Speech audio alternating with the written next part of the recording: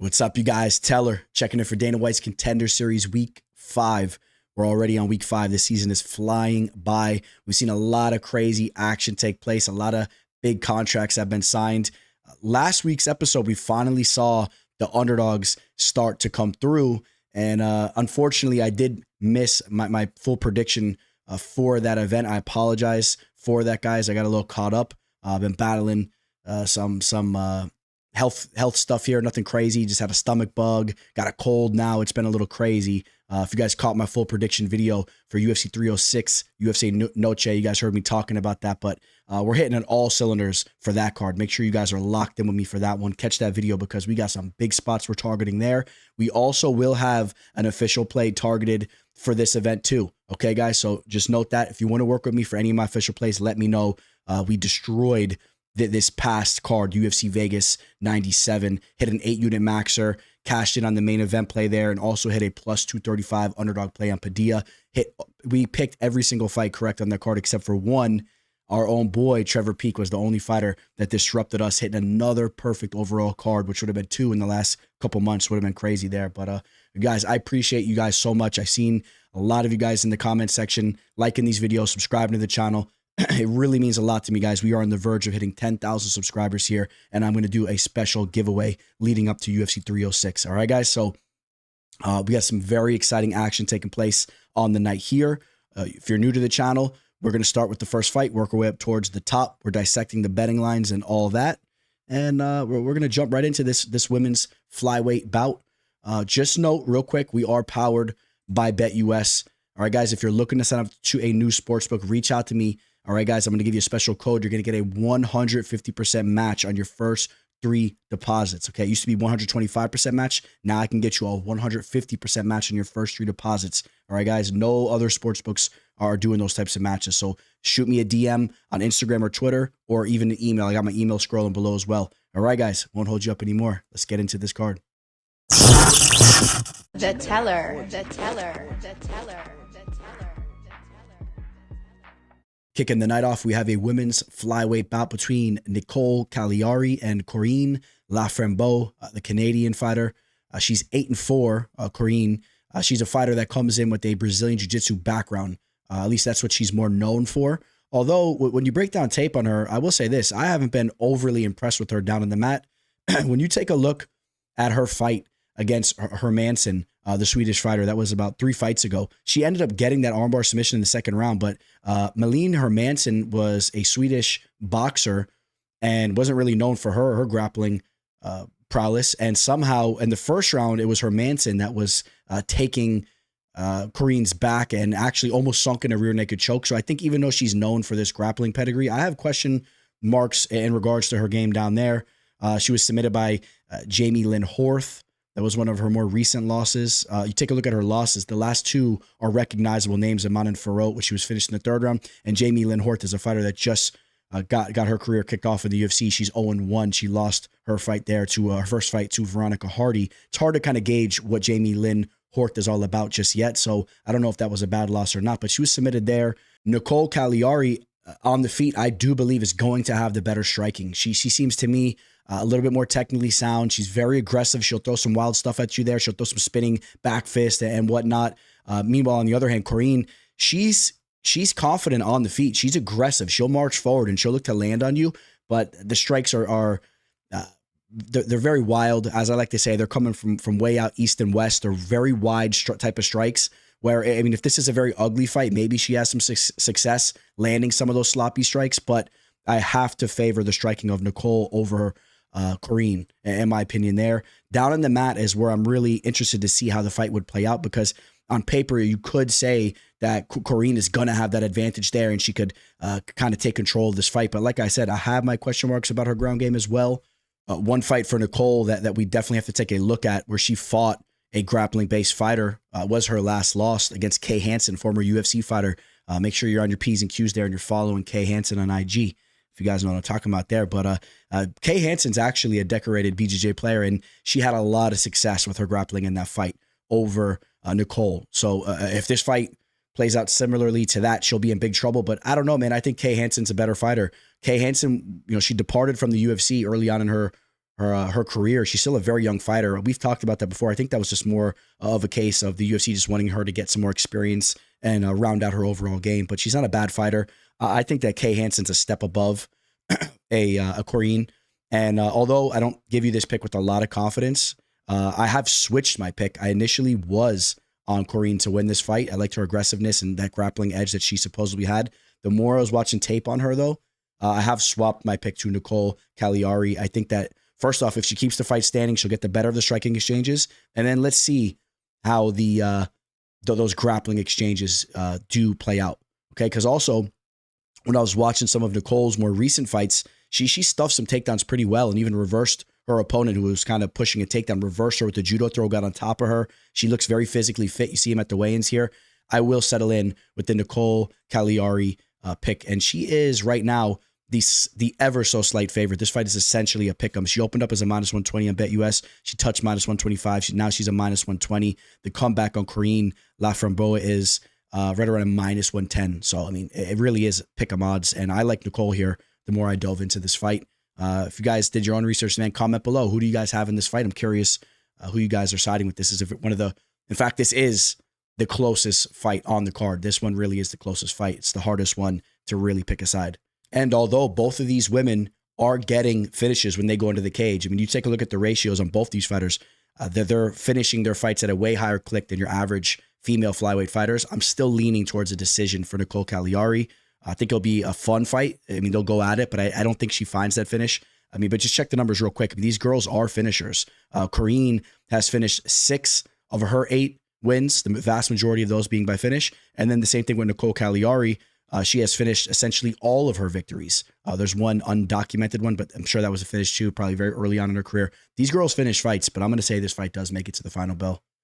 Next fight taking place in the bantamweight division. This is an interesting one. I'm actually very curious to see how this fight actually plays out, and I'll tell you why here in a second. But we have Otar Tanzilov taking on Josias Musasa. Musasa fighting out of the Democratic Republic of Congo. All this dude has done so far in his pro career is go out there and get quick knockouts. His nickname is the KO Wizard. Listen, you know, the tape that I could pull up on him, man, I like his aggressiveness. I mean, he's getting knockouts for a reason, but he's fighting low-level opposition. Okay, but like I said, I like his aggression, and I'm sure it will continue to correlate to his fair share of knockouts. But as he steps up the level of competition, you know, he's going to run into problems when he doesn't find that knockout, because he seems to be a one-dimensional fighter to me. And then even that one-dimensional thing that he's so good at, getting that knockout, I wasn't actually that impressed when I watched his highlight reel. You could pull up his highlight reel on YouTube and see the vast majority of his knockout victories. He's throwing these strikes all the way from, like I say, east and west. This dude's throwing strikes from all the way across his body, dude. Just throwing these middle school, high school type of brawl type strikes. And I'm sure there's a lot of pop on them when they land, but they're telegraphed. And what's going to happen when someone dodges those for a little bit and then gets in on him in a clinch situation or gets in on his hips and takes him down? What is his takedown defense going to look when he's actually really tested there? Or what is he going to look like when he's put on his back? And, you know, on the other hand, Otar is a fighter that I've seen in fights fighting, I don't want to say high-level fighters, but fighters that actually have something going on, I would say. So if you look at some of the fighters that he's fought with, they have decent resumes, and you could tell by the way they move in the cage that they know what they're doing as far as their grappling goes. And, I mean, you see nice transitions and exchanges back and forth in their fights. And Otar, he handles himself well in those situations. I've seen him taken down, work his way back up to his feet, then string off his own set of takedowns, get on top. And I think if this fight progresses, I think we could easily see Musasa completely exposed here. From what I've been hearing, Musasa only just started training grappling, so he's completely new to training grappling. What's going to happen if he doesn't get that quick knockout? Okay, so I'm not having a lot of confidence in him winning this fight. But if he does get it done, yeah, it'll probably be by a crazy first-round knockout. And it's possible, but I'm not really seeing it, to be quite honest. I think that he's going to get exposed here a little bit. Otar Tanzilov is right around a -230 right now. He's a decent favorite there. The comeback on Musasa right around like +180 to +190. So you're getting dog value on the knockout artist there, but you better hope he gets that first-round knockout.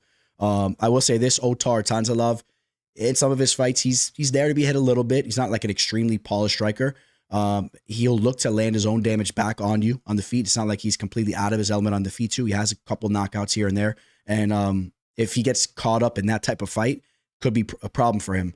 But I have a feeling that he's going to fight a safer fight. And I think that even if he plays his cards right, slows the pace down a little bit, it's not like he'll be in a situation where, oh, he's not going to get a contract because he didn't bring the fight. No, if he slows the pace down, gets those takedowns, he'll find that finish in the second round or third round. He'll have time to find that finish down in the mat and could still get that contract there too. So if he's on his P's and Q's, has a high fight IQ, he can go out there and have a good night. And I'm on the favorite here and on Otar Tanzilov. And I say he actually finds the second or third round finish. I think he kind of drowns Musasa and he gets exposed. So we have the return of Yousri Belgaroui. He's taking on Taiga Iwasaki. Belgaroui, of course, fell short in his last opportunity on Dana White's Contender Series. Took an L against Marco Tulio, who just fought on this season a couple episodes ago and got a contract in the UFC. Looked good again. Went out there and got a finish. So I think that Marco Tulio is a decent fighter. I would say he's a polished fighter. In regards to fighters on this show, Tulio has a lot of skills that are decently polished up already.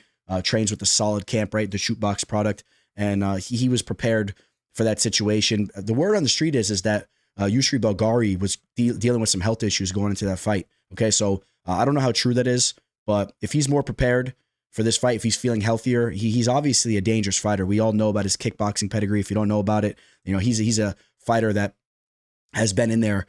In the ring with some of the best kickboxers in the world. He's been in there with Alex Pereira, who he's since trained with or been training with extensively, has a victory over him. He's been in there with Israel Adesanya, went to a split decision with Izzy. Okay, so you combine his kickboxing skills with the physical traits that he has. He's 6'5" with a 79-inch wingspan. He's huge. Switches stances on the feet. I think he's a good striker. Okay, he's a good striker for sure. He needs to round out his overall game. I think he can keep this fight standing. I haven't seen anything from Iwasaki that shows me that he's a big-time grappler. In fact, his background is striking in itself. So I think that this is a bad matchup for Iwasaki. So after Belgaroui lost that last fight, I know his last two fights are up in the light heavyweight division. Coming back down to the middleweight division, let's see how he looks returning down to this weight class. He's a huge dude. But overall, you got to be on Belgaroui, in my opinion. I just think that this guy has some serious potential. He's not young, needs to put it together now, but he does have some serious potential. If he mixes it all together here, I could easily see him getting a finish. And even if he doesn't find that finish, I think he'll be a step ahead as they trade. Iwasaki, you break down some of his tape, man. Some of his fights, he's like fighting these dudes, man, over in Asia and these small-time promotions, and they sit there in front of each other, so patient, and they just kind of trade back and forth, almost like they allow each other to throw a strike to a strike. It's very weird, almost this patient type of striking style. That's not going to be the case with Belgaroui. Belgaroui's going to be coming forward, looking to land big heat on him, and I'm curious to see how Iwasaki looks there. And Iwasaki's last loss came by way of Rafael Lovato Jr. We all know, unfortunately, he had to retire from MMA early. He had a heart condition or something like that. The former Bellator champ. Very decorated BJJ player. That was very unfortunate how that played out. That was his last loss and really the only real recognizable opposition on his resume. So other than that, he's going out there winning. But I'm not impressed with anything I see there. I'm more impressed with what I've seen from Belgaroui, and I like him to win the fight. And I think that he could get a finish too. If he steps on the gas, I think he can get a knockout, a TKO, maybe a second round TKO or something like that. He opened up as a minus 475 in BetUS. He's now minus 550. I wouldn't be touching him near where that line is. That's way too steep. And it's just he hasn't proven himself enough to be targeted at that type of line. If you want to target that type of line, you look forward to UFC 306 and you could actually target a big-time favorite that has a more proven record and has established himself more so. So you shouldn't be touching that line. So this is probably going to be my favorite fight on the card from a fan's perspective. I'm very interested to see how Cody Steele fares against Quemuel Ottoni. Both these guys have stuff to talk about in regards to the game. I mean, Ottoni was the first fighter to ever defeat Alex Pereira over in the MMA side of things, not in the kickboxing world, but in Alex Pereira's MMA debut. He did go out there and get a victory over Alex there. Got that rear naked choke in the third round. He fought Acacio dos Santos. That was his first loss. That was in 2016. Acacio dos Santos, we saw him fight in Dana White's Contender Series there.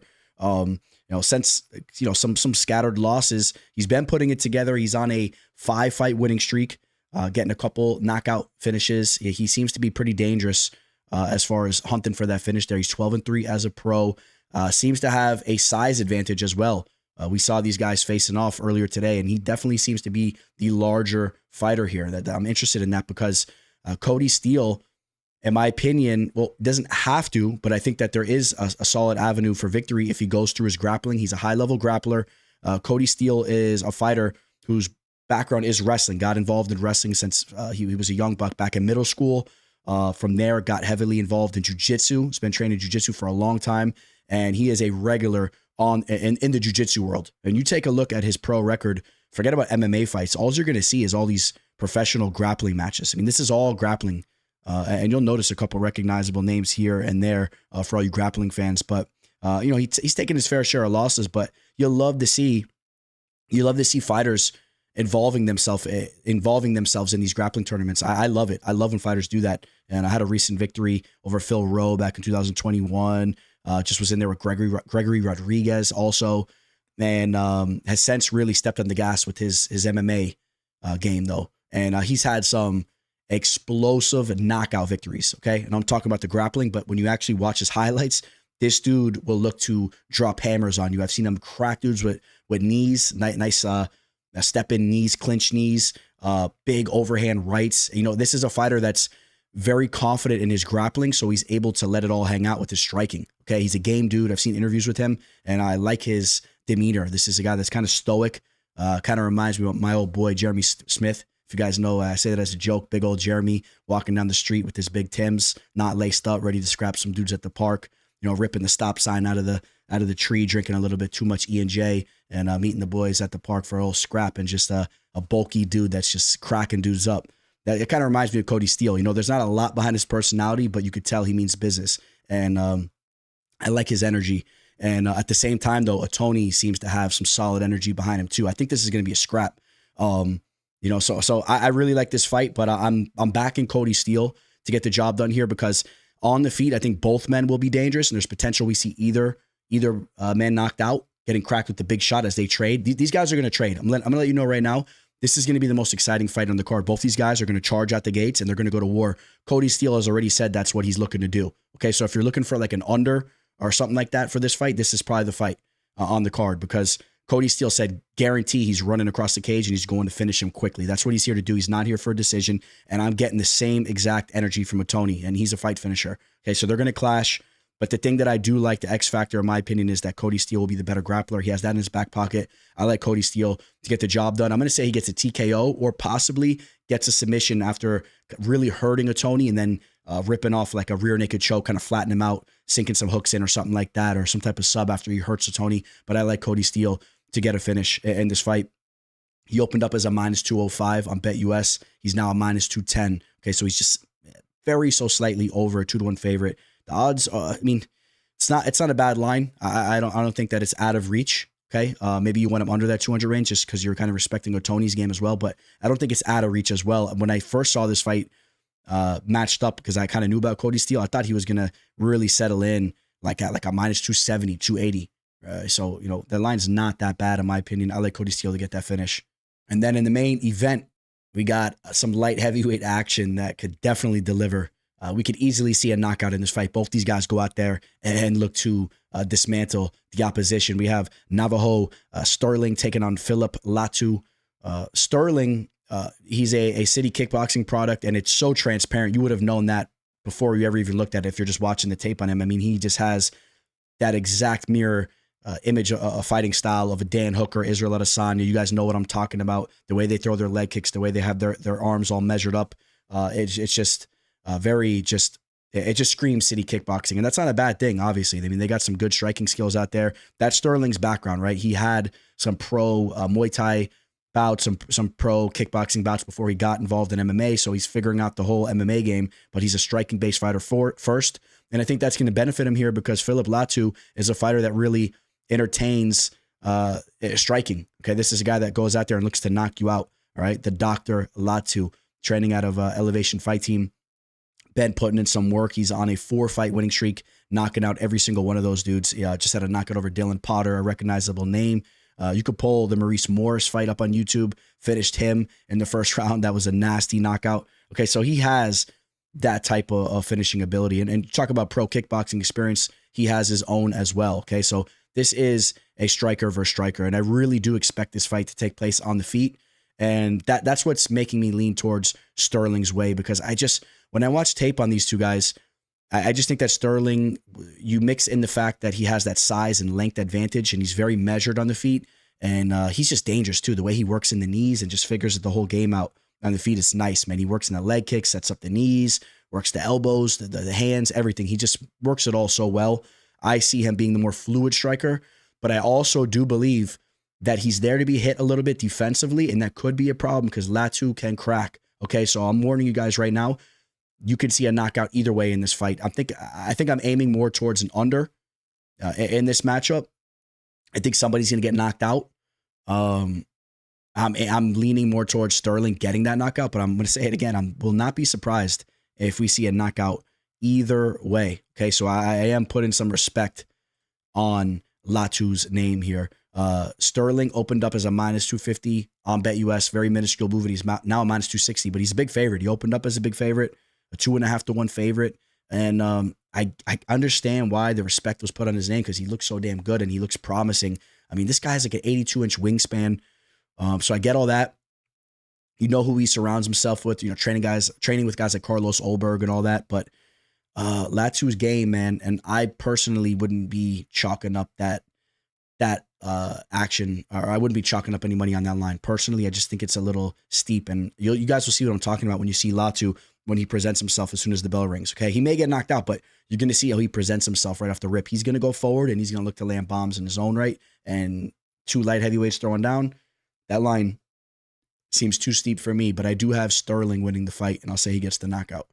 All right, guys, that's going to wrap up this episode. Try to just make it quick and right to the punch for you guys, and make it nice and sweet for you guys. I didn't dive too much into all the nitty-gritty details. Like I said, I'm a little under the weather still, man. I had the stomach bug, got over that, fighting a cold. I'm sure you guys can hear it in my voice, man. My throat is hurting me over here, but I'm going to go get some rest. Probably won't go live. I possibly will, but I'm not aiming to go live for this because I don't know how I'm going to feel. And I'm probably going to be going live for UFC Noche anyway. So I try to keep the lives going, one per week, but we'll see. Maybe I'll just start doing the 2 per week.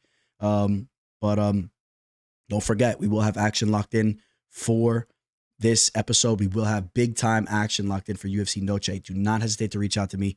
Please, guys, like this video, subscribe, catch me on all my social media, and I wish you guys all a great week. I wish you guys all to have a great and blessed week. Hope to see all smiles on your faces going into the weekend, and I hope all is well. Signing out. Teller. The teller.